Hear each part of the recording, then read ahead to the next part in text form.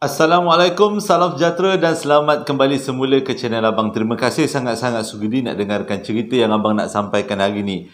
Hari ini adalah menjadi sejarah bagi hidup Abang sebabnya pertama kali Abang cerita pada pukul 2.30 pagi. 2.24 pagi, tapi Abang bersemangat untuk ceritakan pengalaman ini boleh dijadikan iktibar dan pengajaran dan juga hiburan untuk semua. Pengalaman yang orang hantar kepada Abang boleh dikatakan semuanya luar biasa.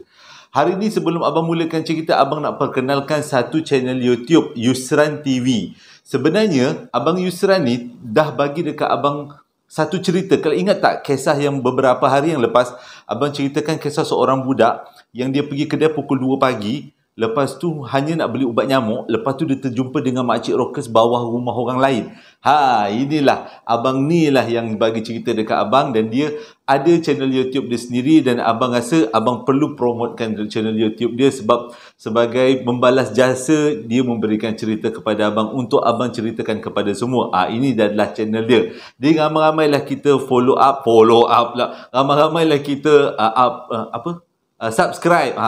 Kita subscribe dan menjadi sebahagian daripada channel dia. Dan channel dia adalah berkenaan dengan makan-makan. Okey. Jadi benda yang kedua yang Abang nak beritahu adalah ada soalan yang tanya dekat Abang dekat Instagram. Apakah cerita yang Abang tengok lebih daripada 10 kali berulang-ulang? Sebenarnya Abang paling suka tengok cerita Anak Mami The Movie. Kalau Abang boring atau Abang stres, Abang akan tengok cerita Anak Mami The Movie yang ada Azian Irdawati, ada Wahida, ada Saiful Apek.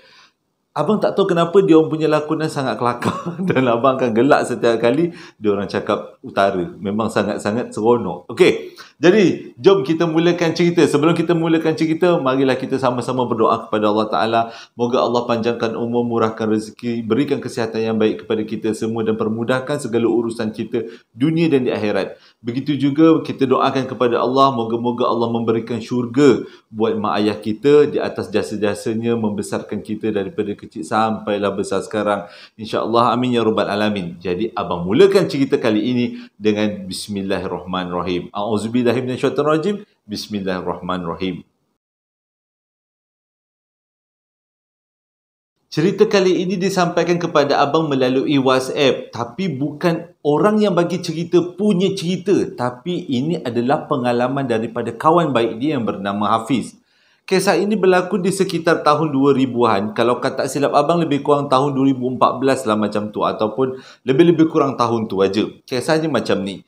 Hafiz ni cerita dekat seseorang dan seseorang ni lah yang bagi cerita dekat Abang. Hafiz adalah nama sebenar. Kisahnya, pada tahun tu, Hafiz bercadang untuk bercuti dekat Baling Kedah. Cuti sekolah panjang-panjang, apalagi berjalan lah kan. Jadi, diorang bertolak daripada Kuala Lumpur awal-awal pagi dah bertolak daripada Kuala Lumpur nak pergi ke Baling Kedah ni. Perjalanan cukup panjang, cukup lama. Jadi, dekat dalam satu perjalanan yang panjang ni, diorang bercadang untuk berhenti beberapa tempat. Tempat pertama diorang nak berhenti adalah dekat kolam air panas Ulu Lenggong. Kalau Abang salah nanti betulkan Ulu Lenggong atau Ulu Lenggong. Dan destinasi kedua yang diorang nak berhenti adalah dekat Sik Kedah. Selepas itulah diorang akan sampai dekat Baling Kedah. Tapi di antara dua tempat diorang berhenti ni, satu diorang berhenti hanya untuk mandi air kolam panas. Mandi kolam air panas. Maksudnya berendam-berendam, kasih release stress semua. Dan tempat yang kedua diorang berhenti adalah dekat Sik Kedah tu. Kat situ diorang tidur satu malam. Selepas tu barulah diorang bergerak ke Baling Kedah. Jadi perjalanan tu mengambil masa beberapa jam. Semangat ni sebab cuti sekolah punya pasal anak-anak dah menjerit lagi nak pergi bercuti ni. Jadi si ayah yang bernama Hafiz ni pun memandu dengan penuh cermat dan hati-hati. Akhirnya selepas beberapa jam perjalanan, diorang sampailah dekat kolam air panas Ulu Lenggong tadi. Bila sampai dekat kolam air panas, inilah masanya untuk berendam, nak bagi release tension. Ada juga cerita-cerita ataupun pengetahuan lah yang Abang dapat daripada YouTube. Kalau kita berendam dekat dalam air panas, dia akan mengurangkan kita punya kadar toksik dalam badan. Sama ada betul atau tidak, Abang tak pasti. Nanti kalau ada yang doktor-doktor kat sini, bolehlah komen. Jadi bila sampai dekat kolam Lenggong air panas tu, ramai-ramailah dia, bini dia, anak-anak dia pun berendam dah dekat situ. Waktu tu sampai lebih kurang pukul petang lah dia kata. lepas-lepas asar macam tu. Jadi memang cuaca pun bagus, sedaplah berbaring, berendam dekat air panas, anak-anak pun berendam dalam air panas. Air dia kata tidaklah terlalu panas untuk sesetengah kawasan. Jadi sesuailah untuk anak-anak berendam-berendam, rasa release tension. Pada waktu tu, ada sesuatu yang pelik berlaku, iaitu Hafiz rasa tempat ni memang ramai orang, tapi tak tahulah kenapa dia rasa suram lain macam. Dia nak cakap dengan bini dia, takut bini dia takut. Tapi gerak hati dia dah rasa macam tu. Bila dah habis diorang berendam dekat kolam air panas Ulu Lenggong, diorang pun naik kereta dan teruslah bergerak dekat Sik Kedah. Sampai dekat Sik, Hafiz berhentikan kereta dekat satu hotel yang dia dah siap-siap booking awal-awal. Hotel tu dikatakan dekat dengan, kalau tak silap abang, dekat dengan Tasik. Hotel apa tidak pula dia beritahu pada abang. Jadi dia kata bila duduk dekat hotel tu memang dipilih hotel tu sebagai tempat penginapan sebab kedudukannya sebelah dengan Tasik menambahkan lagi suasana nak bercuti. Jadi bila sampai dekat dalam bilik hotel, dia pun punggah-punggahlah barang, angkatlah barang semua. Waktu tu perasaan dia dah tak sedap bila sampai dekat hotel tu daripada kolam air panas tadi dalam kolam air panas tadi dia bergerak ke Sik Kedah, perasaan tak sedap. Rasa macam ada benda je yang tak kena. Bila sampai dekat Sik Kedah tu, dah punggah-punggah barang, dia pun duduklah dekat atas katil, merehatkan badan. Belum baring lagi ni, rehatkan badan. Ada anak-anak, ada isteri duduk dekat situ. Jadi, sebagai tanda kenangan, Hafiz cakap dengan anak dia, ambillah gambar mama dengan papa. Sedap sikit ayat. Ambillah gambar mama dengan papa. Kita orang ambil berdua kat sini, buat-buat kenangan. Jadi, anak dia yang paling sulung waktu tu berumur tingkatan 2. Teruslah capai telefon, dia teruslah snap gambar mak dengan bapak dia.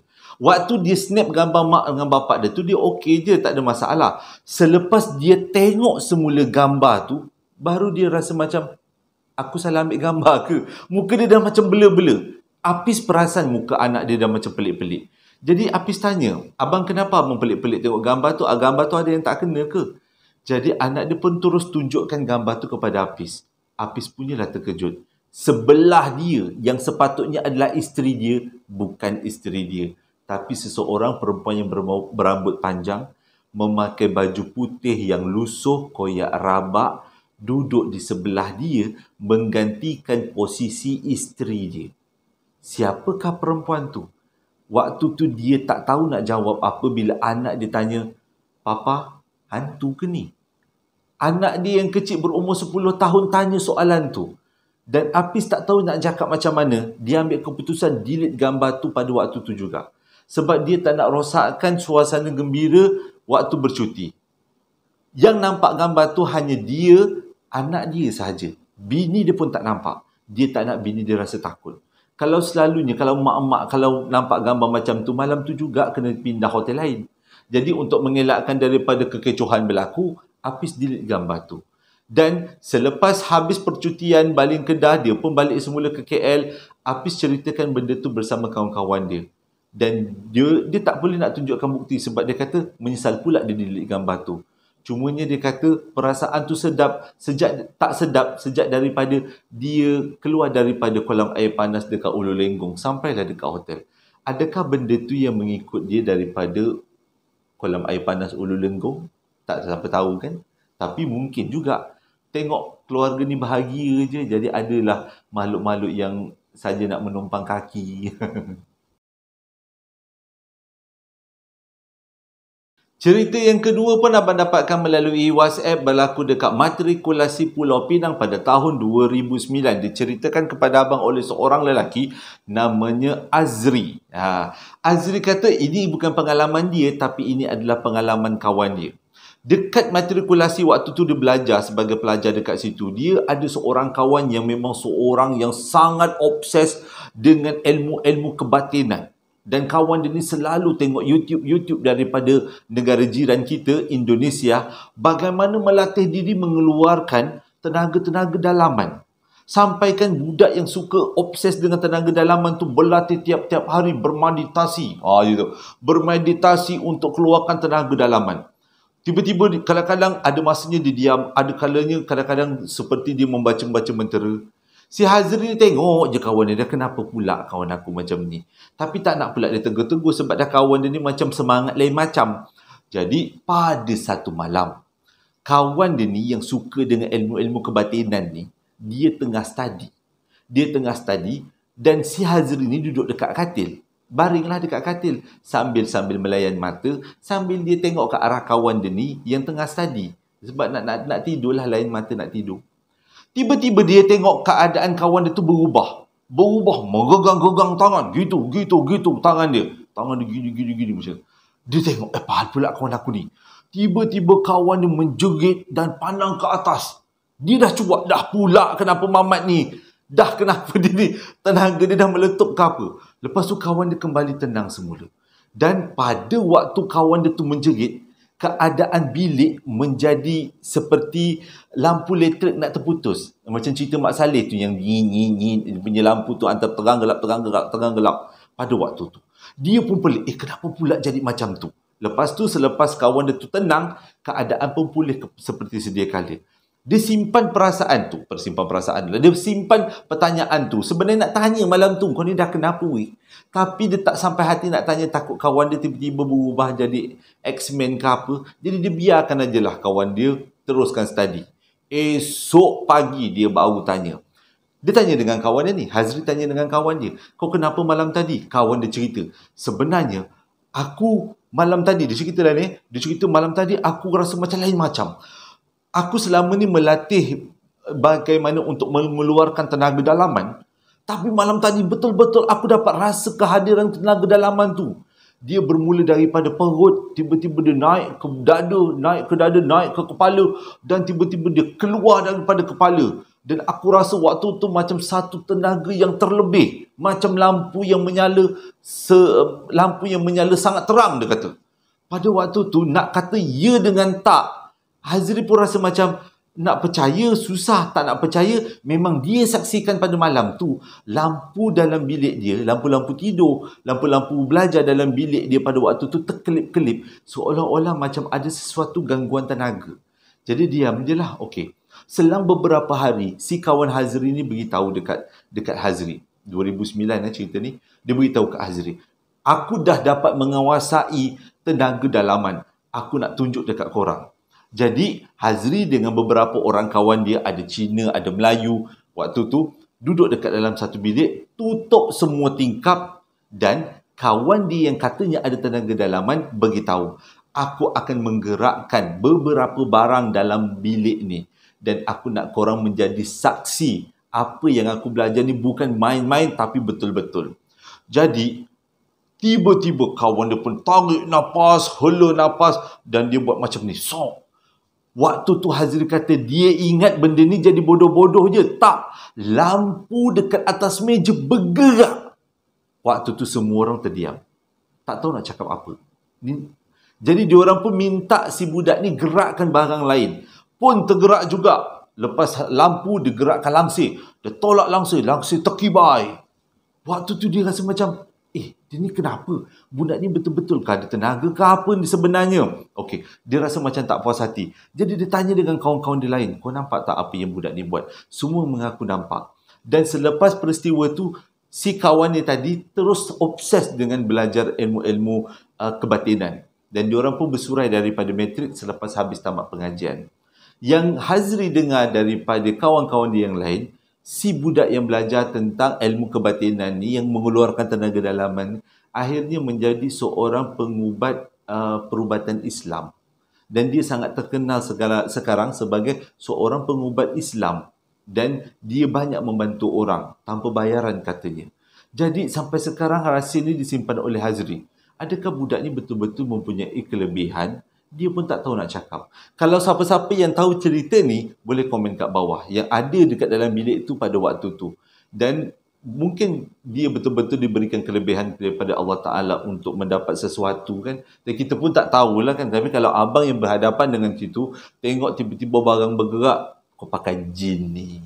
Itu yang kalau abang lah. Kalau abang ni ada saka ni. Abang lah kan. Abang ni memang kurang sikit ilmu-ilmu yang macam ni. Pengetahuan ilmu gini-gini tu memang kurang. Jadi senang pula terus syak ni jin ni. Saka ni lain macam kau ni. Kisah kedua berlaku dekat Alustar. Tapi sekolah mana abang terpaksa sembunyikan pada tahun 2004 dekat Kedah juga. akak Kedah. Tadi macam ni cerita dekat Baling Kedah kan. Kisah kali ni special sikit. Abang pun rasa macam, wah. Kisahnya disampaikan oleh seorang budak, bukanlah budak, lelaki lah yang bernama Zam. Zam cakap dia susah nak beritahu, nak beritahu orang sama ada boleh percaya ke tidak cerita ni, tapi ini dia yang dia nampak. Pada tahun 2004, Zam bersekolah dekat satu sekolah agama yang sangat terkenal dekat Kedah. Dan sekolah agama tu telah melahirkan banyak alim-alim ulama, termasuk dengan kawan-kawan Zam. Pada waktu tu Zam berkawan dengan seorang budak lelaki yang memang sangat alim dalam batch dia. Dan budak ni memang selalu buat tahajud, iaitu buat semayang malam. Kalau dalam agama Islam buat semayang malam lah. Bangun tengah malam, pukul 2, pukul 3 buat semayang, berdoa kepada Tuhan, kepada Allah Ta'ala untuk kebahagiaan dunia akhirat. Hari budak ni rajin buat tahajud. Pada satu hari budak ni beritahu dekat kawan-kawan dia, aku seorang je buat tahajud, jomlah ikut aku buat tahajud sekali. Waktu tu Zam rasa macam nak pergi ke tak. Tapi disebabkan asrama dia bersebelahan dengan surau, jadi dengan kata lain tak berapa jauh sangat, bolehlah cuti nanti kita orang follow kau pergi tahajud, dia kata. Jadi seperti hari yang dijanjikan, bila hujung minggu, Zam dengan beberapa orang kawan yang lain, lebih kurang 4 orang, ikut si budak lelaki ni tidur dekat surau malam tu untuk buat tahajud katanya. Jadi Zam adalah yang paling bertubuh sasa jugalah pada waktu tu, dan dia duduk yang paling tepi sekali, maksudnya yang paling dekat dengan pintu. Bayangkan diorang duduk dekat belakang surau, maksudnya diorang ramai-ramai malam tu tidur dekat surau, dan diorang tidur dekat belakang surau, dekat kawasan dekat dengan pintu keluar. Dan diorang tidur berbaris lah, 6 orang semua sekali tidur berbaris. Yang paling dekat dengan dinding tu yang paling rasa macam antara berani dengan tak berani. Tapi Zam ni paling dekat dengan pintu. Dia dekat dengan pintu, jadi dia kata dia tak ada masalah. Dan kaki dia ni memang menghadap pintu, kepala dia menghadap kiblat. Kawan-kawan dia macam tu juga, kepala semua menghadap kiblat. Ceritanya, bila pukul 2 pagi pada hari tu, tengah-tengah tidur, sedap-sedap tidur kata Zam, tiba-tiba dia terdengar macam ada orang cuba buka pintu sliding door. Zam ni dia memang daripada kecil, kalau ada benda terketek sikit ni, dia memang boleh terbangun. Dia boleh terjaga, dia boleh buka mata, nak tahu apa benda yang berlaku. Itu juga yang terjadi malam tu. Bila dia dengar macam seolah-olah pintu sliding door tu cuba nak buka, dia pun pandanglah ke arah pintu sliding door tu. Punyalah dia terkejut. Ada seorang lelaki yang berjubah putih, yang berselendang putih, dia pakai, abang tak tahu nak cakap apa, bukan serban tapi macam selendang lah, berselendang putih. Tangannya bercahaya, mukanya bercahaya, seluruh badan dia bercahaya. Tapi cahaya ni tak menyilaukan. Dan benda tu cuba buka pintu nak masuk ke dalam surau. Pada waktu tu Zam macam tergamam. Nak kata dia takut, dia tak takut. Nak kata berani sangat pun tak. Tapi apa yang berdiri dekat depan dia, dekat hujung kaki dia. Dan dia tengok aja benda tu, cuba buka pintu. Beberapa kali juga benda tu cuba buka pintu tapi tak berjaya. Dia tak boleh nak tengok muka lelaki tu sebab muka lelaki tu penuh dengan cahaya. Tangan dia bercahaya. Yang Zam boleh buat adalah kutil kawan sebelah, suruh kawan sebelah pun bangun supaya yang tengok bukan dia seorang tapi kawan dia juga. Bila kawan dia kena kuti sebelah ni, kawan dia terbangun lah. Kenapa kawan dia tanya? Zam terus bisik, tengok dekat pintu, siapa tu? Kawan dia pun jengah kat pintu. Tak ada siapa-siapa. Tidurlah. Kau ni banyak berangan. Waktu tu, automatik Zam terus berpeluh. Sebabnya, sudah. Kenapa aku seorang yang nampak? Kawan yang sebelah aku tak nampak. Jadi, Zam terus pandang ke arah lelaki tu yang cuba masuk. Zam cuba perhatikan siapa dia. Tapi Zam tak mampu. Selepas benda tu berjaya buka sliding door, terus Zam tutup mata. Dan dia tak nak tengok lagi apa yang benda tu buat selanjutnya. Yang dia dengar adalah benda tu terus masuk dekat dalam surau dan tutup sliding door. Lalu ke sebelah Zam dalam keadaan dia kata hawanya sangat damai. Dia punya hembusan angin waktu dia berjalan tu, orang tu sangat damai. Dan benda tu terus menuju ke depan, agaknya solat. Dan Zam terus kejam mata dan dia cuba sedaya upaya untuk tidur sampailah pukul 3 pagi dia dikejutkan dan mereka buat sembahyang tahajud. Tapi Zam tak cerita pada malam tu apa yang berlaku. Zam cerita semula keesokan harinya pada kawan-kawan dia. Dan kawan-kawan dia semua tak sangka Zam berjumpa dengan sesuatu yang kalau bercahaya tu yang baik-baik lah kan, dalam surau pula kan, yang baik-baik. Jadi diorang berpakat mungkin yang Zam jumpa adalah sejenis jin Islam ataupun sejenis makhluk alam sebelah. Tak tahu bangsa apa, tapi jenis makhluk alam sebelah yang datang ke surau tu untuk bersolat. Tapi itu ada satu pengalaman yang tak dapat nak dijelaskan. Dan cerita terakhir ni berlaku dekat Batu Wers. Pada tahun 2014 diceritakan kepada abang oleh seorang lelaki. Cumanya dia tak minta abang gunakan nama apa, kali ni abang gunakan nama Ahmad. Simple lah ingat.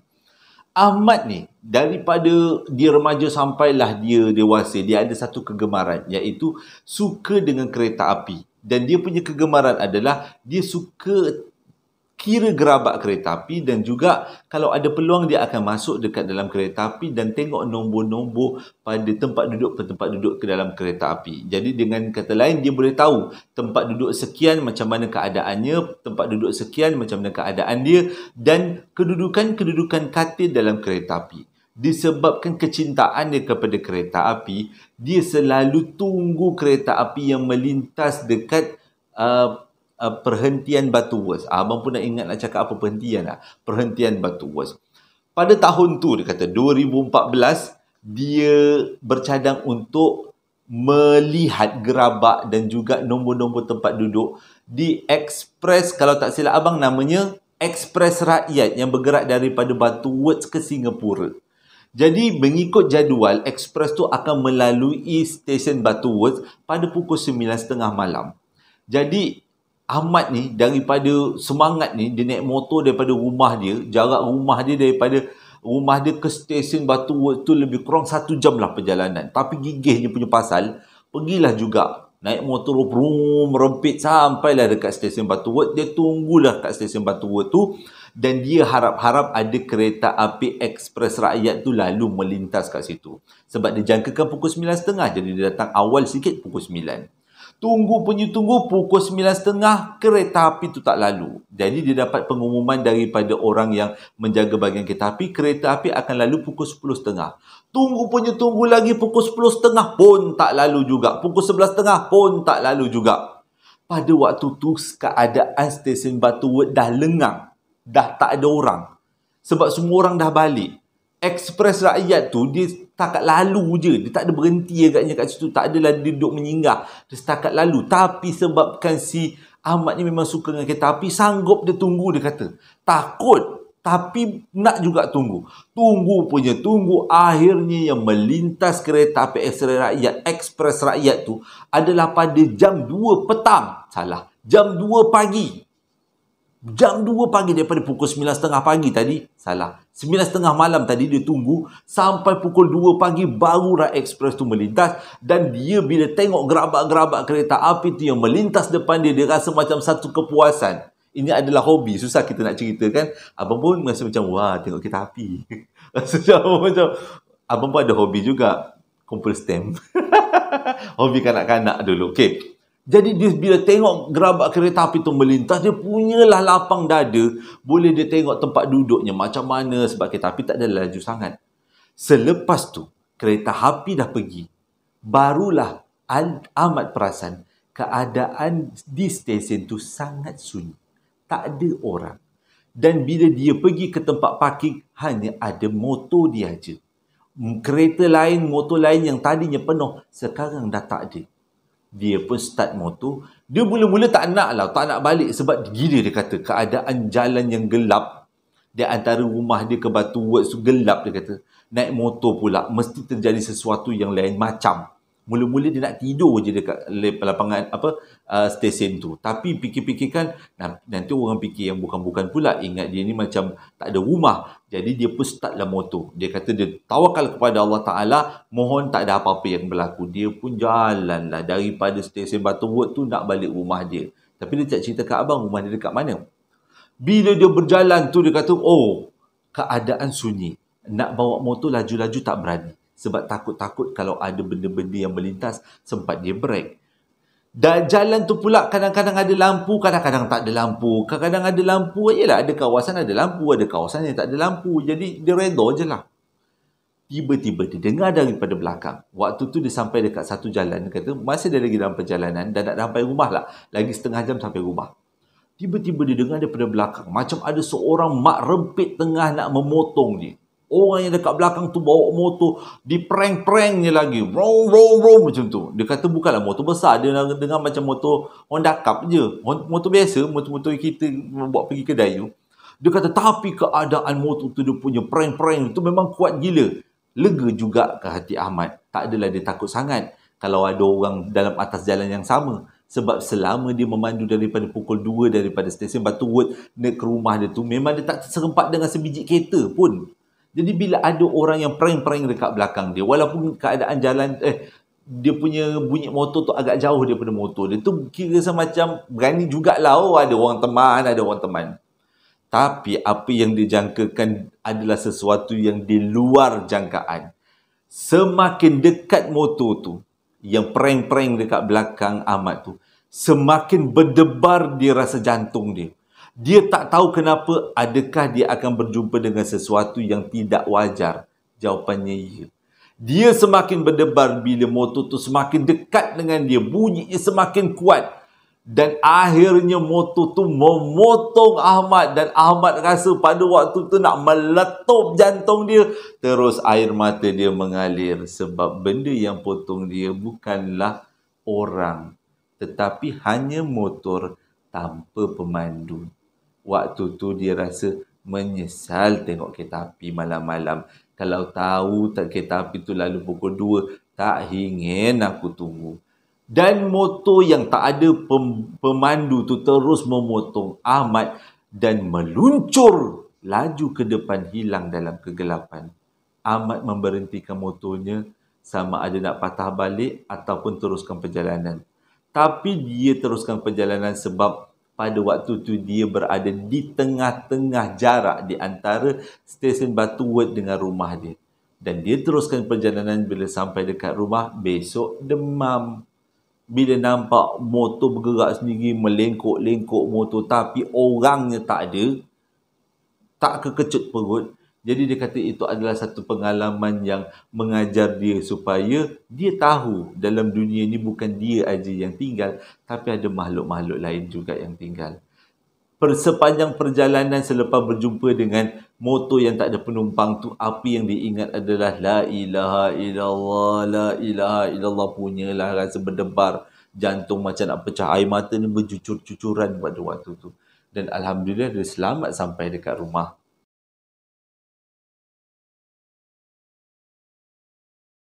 Terima kasih sangat-sangat sudi dengarkan cerita yang abang sampaikan. Moga-moga menjadi iktibar, pengajaran dan juga hiburan. Ada yang juga suka dengarkan cerita abang pada waktu tengah malam. Tapi percaya tak, habis saja abang rakam, abang tak akan dengar semula apa yang abang rakam. Abang terus je tidur. Tak berani abang nak dengar. Takut kan abang dengar, ada juga yang menegur. Abang sebenarnya tengok kowe. Kowe abang biru. Mungkin habis cerita dia, orang pun dah balik. Dah tak ada dekat sini. Tadi kowenya kuning merah.